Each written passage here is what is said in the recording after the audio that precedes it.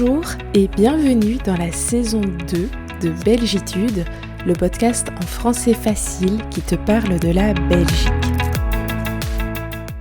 Moi, c'est Marie-Ange, je suis une prof de français passionnée et je travaille avec les expats qui vivent à Bruxelles et en Belgique. J'ai créé ce podcast pour toutes les personnes qui apprennent le français et qui veulent découvrir la Belgique. Je parlerai donc lentement et dans un niveau de français accessible. On se retrouve 2 fois par mois pour un nouvel épisode. Tu es prêt ? Allez, c'est parti ! Et voilà, dans le dernier épisode, je t'ai longuement parlé de voitures. Je pensais avoir le temps de parler des transports en commun, mais non. Donc c'est pour aujourd'hui. La première chose à savoir, c'est que certains transports sont nationaux, fédéraux, et d'autres sont régionaux. Si tu ne t'y retrouves pas entre l'État fédéral, les régions, les communautés, etc., je t'invite à réécouter l'épisode sur la politique belge, j'y explique ces notions. Alors, on va commencer avec le national. Donc, il y a bien sûr Brussels Airlines, la compagnie aérienne, et donc oui, pour les avions, on parle de compagnie. En général, on dit plutôt entreprise ou société, mais pour les compagnies aériennes, on utilise ce mot compagnie. Brussels Airlines, autrefois, ça s'appelait la Sabena, et la Sabena, c'était une compagnie aérienne belge, vraiment nationale, qui avait été créée en 1923 et qui a été déclarée en faillite en 2001. C'était un peu un drame, cette faillite de la Sabena, et elle s'est transformée en Brussels Airlines, qui est en fait une succursale de la Lufthansa. Donc c'est plus vraiment ce qu'était la Sabena. L'autre compagnie, tu la connais sans doute, c'est la SNCB ou NMBS en néerlandais, donc le train, le chemin de fer. Est-ce que SNCB et NMBS, c'est la même chose ? Eh bien oui. La compagnie a juste un nom en français, donc Société nationale des chemins de fer belge, SNCB, ou en néerlandais Nationale Maatschappij der Belgische Spoorwegen, qui veut dire plus ou moins la même chose, donc Société nationale des chemins de fer belges, exactement la même chose. Donc la SNCB, c'est la compagnie publique de train, et il faut savoir que la Belgique, c'est un des pays qui a la plus grande densité en ce qui concerne le chemin de fer. Donc il y a de très nombreuses gares. Oui, en français, on parle de gare, pas de station. La station, c'est pour le métro. Pour le train, c'est la gare. Et il y a des gares même dans les petits villages. Pas tous, évidemment, mais dans beaucoup de villages ou beaucoup de petites villes. On utilise le mot « desservir » et donc on dit que le village ou la ville est desservi par le train. Aujourd'hui, il est rare d'avoir encore une gare, le bâtiment, dans les plus petits villages, mais on a toujours des arrêts de train.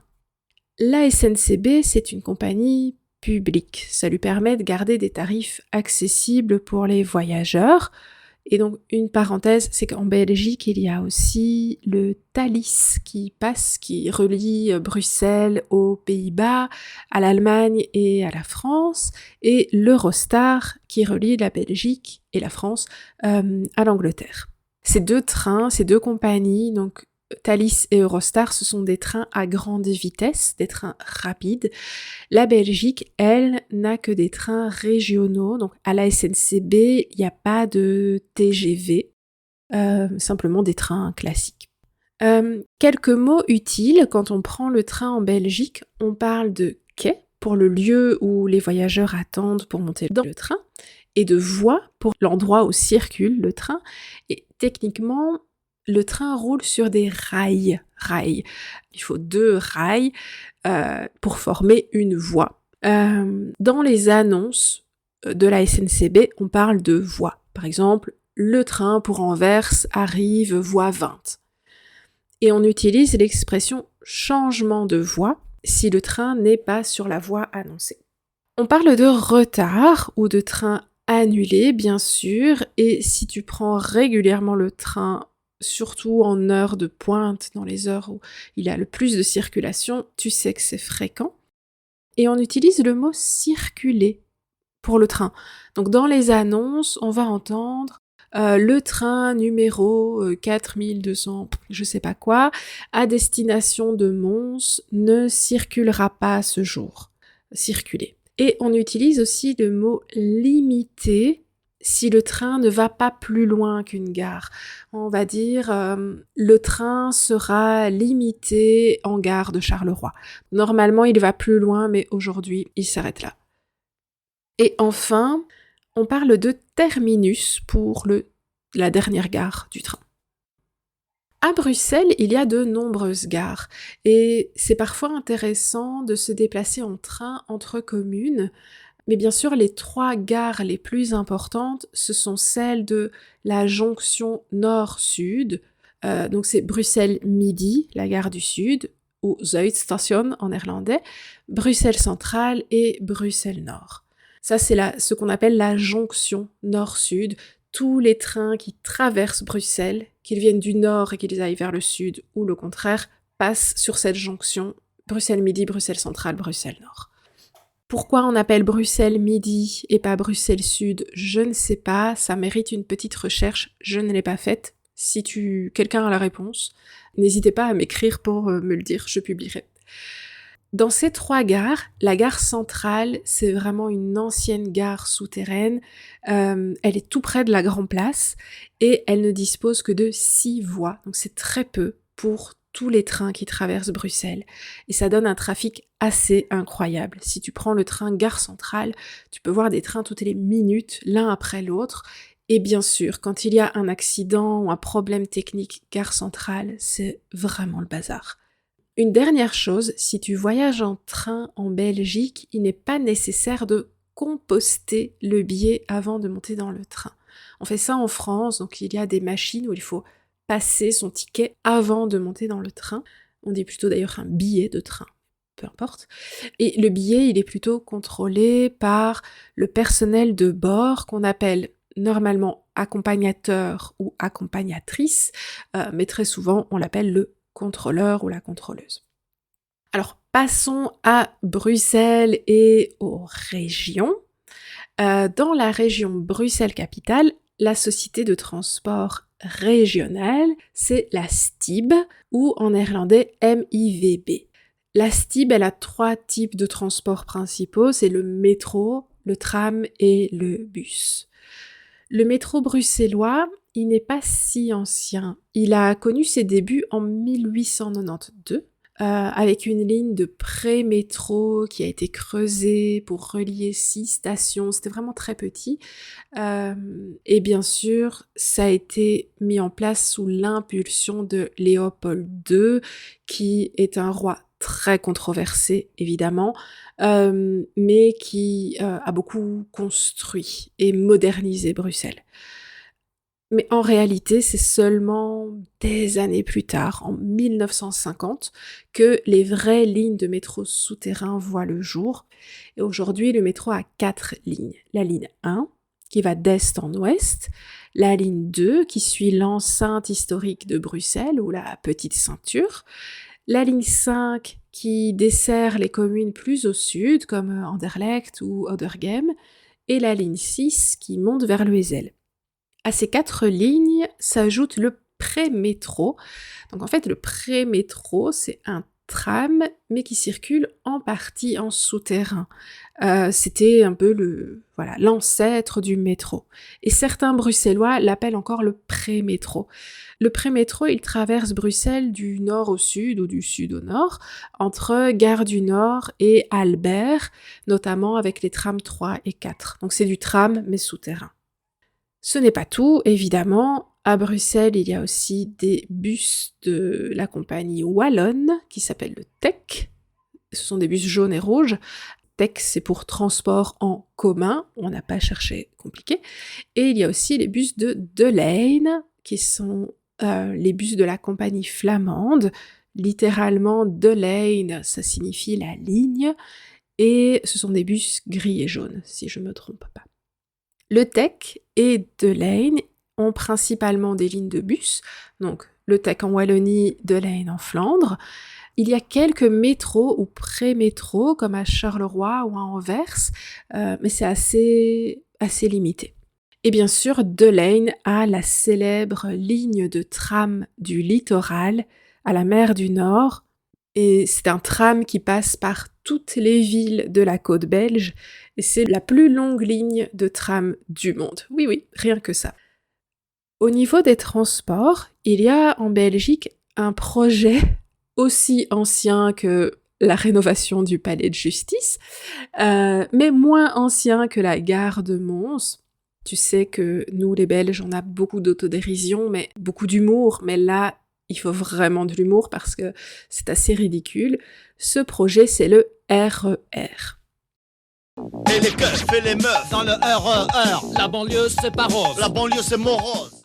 Alors déjà, c'est quoi un RER? C'est un très bon exercice de prononciation des sons du français. RER, bonne chance. Mais c'est surtout une ligne de transport qui existe en région parisienne. C'est le réseau express régional. C'est un peu un mix entre le train et le métro. C'est plus fréquent que le train. Ça arrive en centre-ville, mais c'est plus grand que le métro et ça va plus loin. Donc il y a un projet de RER pour relier le centre de Bruxelles à la périphérie et désengorger, donc c'est un peu désurcharger, le mot n'existe pas, mais c'est cette idée, désengorger le ring qui est où le trafic est vraiment important. Et pour tout te dire, ce projet, il était déjà en retard il y a 20 ans. Alors bon, aujourd'hui, tu imagines, on vise l'objectif de 2 trains par heure vers Bruxelles de toutes les villes situées à 30 km, donc c'est vraiment la périphérie. Et ça, cet objectif, il est pour 2028. À l'origine, le RER devait être fini en 2002. Tout va bien.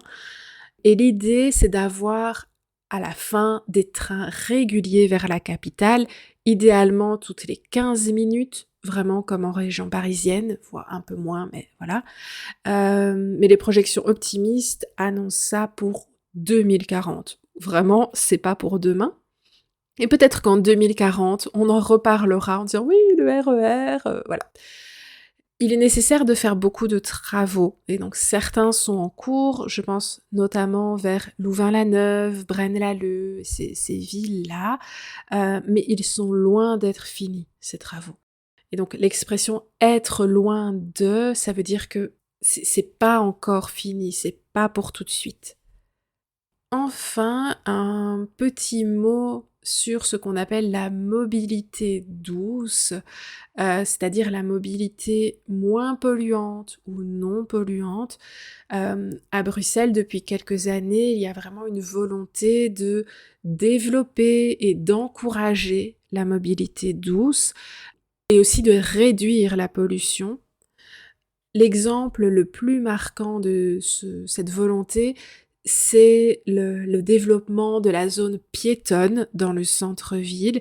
Donc si tu vis à Bruxelles depuis longtemps, tu as peut-être connu l'époque, pas si lointaine, on n'est pas si vieux, où le boulevard Anspach et la Bourse et De Broeckere étaient une avenue de circulation, un peu comme à Arlois, c'était une avenue très chargée. Et aujourd'hui, toute cette zone est entièrement piétonne. Petite parenthèse, il y a une époque, jusqu'au début des années 90, où la Grand Place était accessible aux voitures, elle servait de parking. Moi, j'ai pas connu ça, j'étais enfant, mais j'avoue, je trouve ça assez bizarre. Et aujourd'hui, la tendance est à rendre le centre-ville, cette zone à l'intérieur de la petite ceinture qu'on appelle le Pentagone, c'est un peu une forme de pentagone, moins polluée, plus verte, plus agréable pour les citoyens.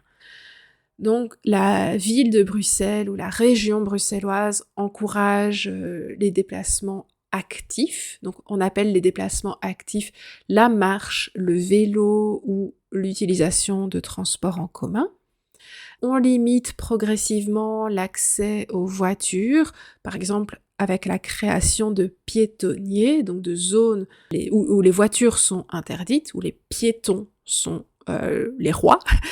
Et on limite aussi la vitesse, donc de très nombreuses communes sont passées en zone 30.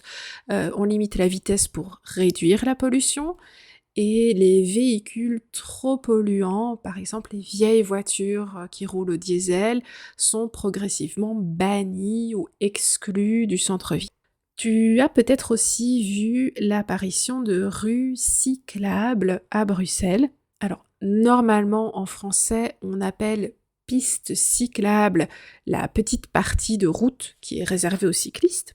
Et à Bruxelles, les rues cyclables, ce sont des rues où les voitures peuvent rouler, mais où la priorité est aux cyclistes.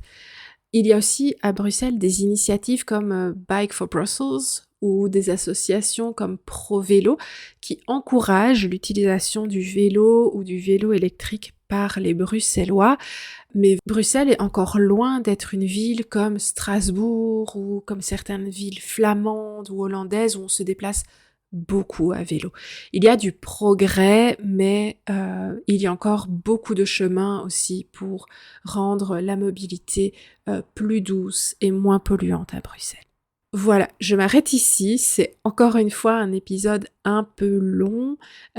N'hésite pas à m'écrire en commentaire sur Tipeee ou sur les réseaux sociaux, je suis plutôt active sur Instagram, mais n'hésite pas à m'écrire pour me dire ce que tu penses des transports ou de la mobilité à Bruxelles ou en Belgique, de m'expliquer comment c'est dans ton pays d'origine et quel est ton avis, je trouve ça toujours super intéressant. Et moi, je te retrouve pour le prochain épisode. Tu as aimé cet épisode ? Tu souhaites soutenir la création de ce podcast et avoir accès à des bonus comme la transcription ou un épisode exclusif chaque mois ? Je te donne rendez-vous sur la plateforme participative Tipeee de Bruxelles J'arrive. Merci et à bientôt.